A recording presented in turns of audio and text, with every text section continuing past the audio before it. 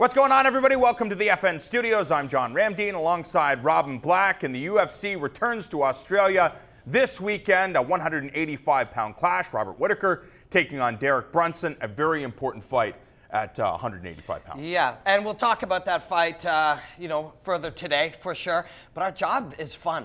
This is really fun, man.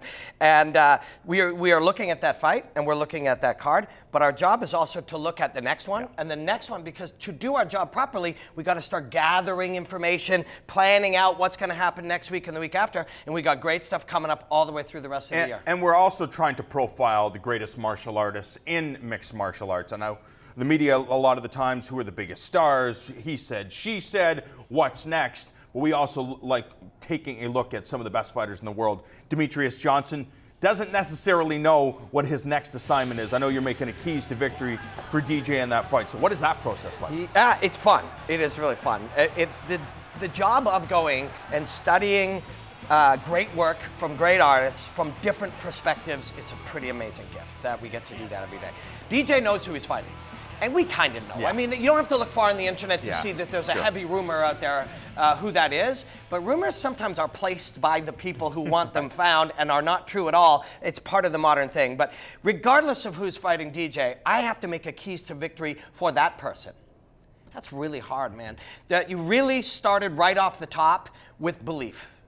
You must believe you can win this fight. Chris Weidman is our classic example, who sat down with you and said when he was getting ready to fight Anderson Silva, the most important thing is don't get beat before you get in there, and that's real. Holly said the same thing about Ronda, and if you're going to fight Demetrious Johnson, you got to start there.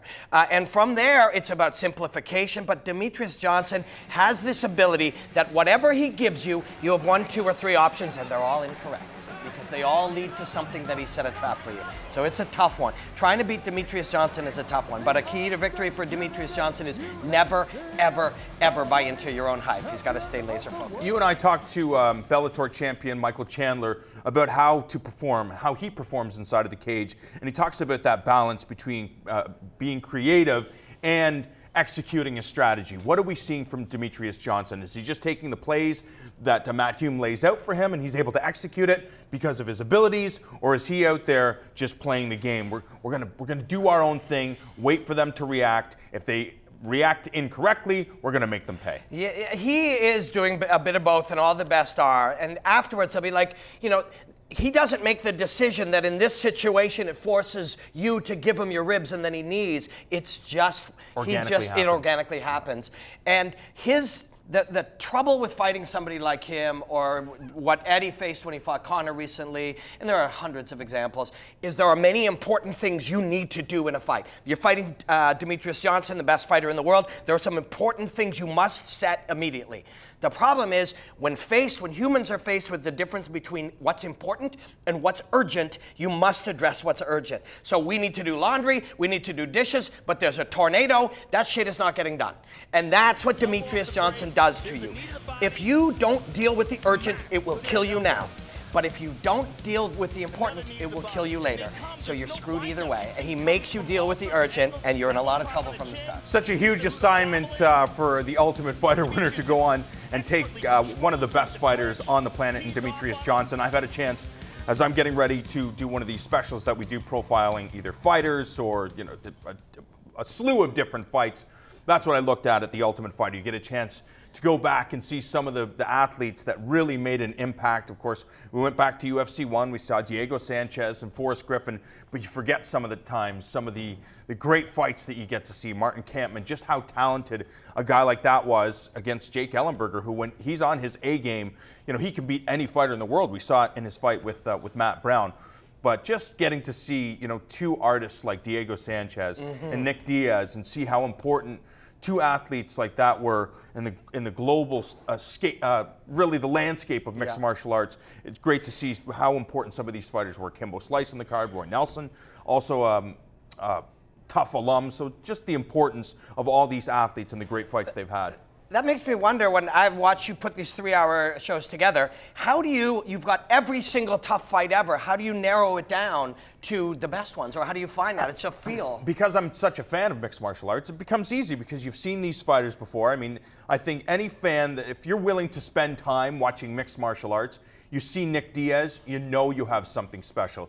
You have a guy that's not afraid to move toward the fire, just like Diego Sanchez, just like Martin Kampmann, just like Roy Nelson. And that's what I look at, fighters that are not afraid to endure physical pain, physical harm, but the idea of winning is just so special to them, and that's just remarkable to me. I'm working on a breakdown of Doo Ho Choi and Cub Swanson, and of Daniel Cormier and AJ. And it's interesting, when you break down a rematch, you have the footage of what happened. But that is not the whole story. So you get to break down what maybe it took place, but then pull in things that they do different. But Cub and Doo Ho Choi is a tough one. It's one that's very special to me because watching Cub Swanson and analyzing the way he moves, to me, is one of the great pleasures of being a fight analyst. There's him, Chandler's one of those guys, Connor's one of those guys. There's 6 or 8 or 10 that are even more special to me than watching the great work of other ones. But then you see Doo Ho Choi, who's come in here, and you see what this guy has done. If you haven't, you go to Fight Pass right now, you watch those 3 fights of his, man. This is special. Cub is ready, mentally ready, further along the path. So sometimes you want to go in there and break down the technique. Doo Ho Choi's hand, the way he fires that straight right hand, the way that he gets him behind the head, his thinking. But other times, the technique is only a small part of it. It's only giving you technique alone, without emotion, without feel, without fear, without intensity, without any of the pressures of it, is just, you're just looking at binary movements. You need the whole picture in there, and that's why that fight, it's such a pleasure to break that When down. you're looking at these fights, are you assuming that the athlete, let's say Doo Ho Choi, for example, is the best version of Doo Ho Choi, you know, based on past performances, based on physical being, all of that, as well as being evolved? Cub Swanson, he's been through the ringer. I mean, the guy has faced some of the best fighters on the planet. Are you taking it back to where Cub Swanson is in his prime physically, mentally, he's as sharp as he's ever been, or are you taking into consideration that he's been in there with guys like Jose Aldo and Frankie Edgar and Holloway? I think Cub Swanson's still getting better. He's better than he's ever been. You gather insight, whatever you can, into their training and their philosophies as well. And if you're paying, most people don't have 8 hours a day to be gathering this kind of information, but if you're big fans or if you're crazy enough to bet on fighting, this is useful information. Some of these guys, this is what they are. But most of them, that is not the case. Most of them are improving. So you have to get insight into how they train, what tools they're working on, and what their philosophy. And these two have a real growth mindset. So they're going to be better than they've ever been. Cub Swanson is too big a test for a young fighter, but Doo Ho Choi feels he's ready, and he'll probably be better than he's ever been. Cub Swanson, Doo Ho Choi going down at UFC 206, which happens in Toronto. That was a fight card that people were talking about, where we would see the return of George St-Pierre, and that's the newest special that I'm working on right now. The early years of one of the greatest fighters, perhaps the greatest fighter to ever step foot inside of the cage. We all remember his fights, you know, with Johnny Hendricks, and his fights, of course, to win the title against Matt Hughes, Carlos Condit, Nick Diaz, Matt Serra. But sometimes we forget the early part of his career, really when he made an impact, you know, in UCC, beating Ivan Menjivar. He beat our boy Justin Bruckman and Thomas Denny. He goes into the UFC and he faces off with Carl Parisian and Jason Mayhem Miller, and has his fights with Sean Shirk. But it was the fight with BJ Penn that really showed me how talented he was, because BJ Penn's my guy. He's just so skilled in all areas, and for George to be able to win that fight, and you know, and especially after fighting Matt Hughes, you go in there, you face an idol. That fight plays out the way that it was on the same card that Tito Ortiz fought our boy Patrick Cote. And you just forget some of the great moments that George had on his way to becoming the greatest fighter ever. It's true, and I'm glad you get to make these specials. And some of our friends outside of Canada don't get to see them, which is sad, because they're really cool, long storytelling arc. Because we're dorks. We're absolute dorks. And we still look at it and feel like, oh, wow, if people could only see some of these old fights, or when I'm doing the breakdowns, if somebody could only just see how special Cub Swanson's movement is, or Daniel Cormier is, or DJ is. And we got a real gift of a job. As we go into this weekend, we get to see amazing fights from Australia, a really important middleweight fight, and we get to come back on Monday and dig back into this fun stuff. I know UFC 206 doesn't have George St-Pierre, but it has Cowboy, Rumble Johnson, and Daniel Cormier for the 205-pound championship. I promise you, it's going to be a tremendous night of mixed martial arts.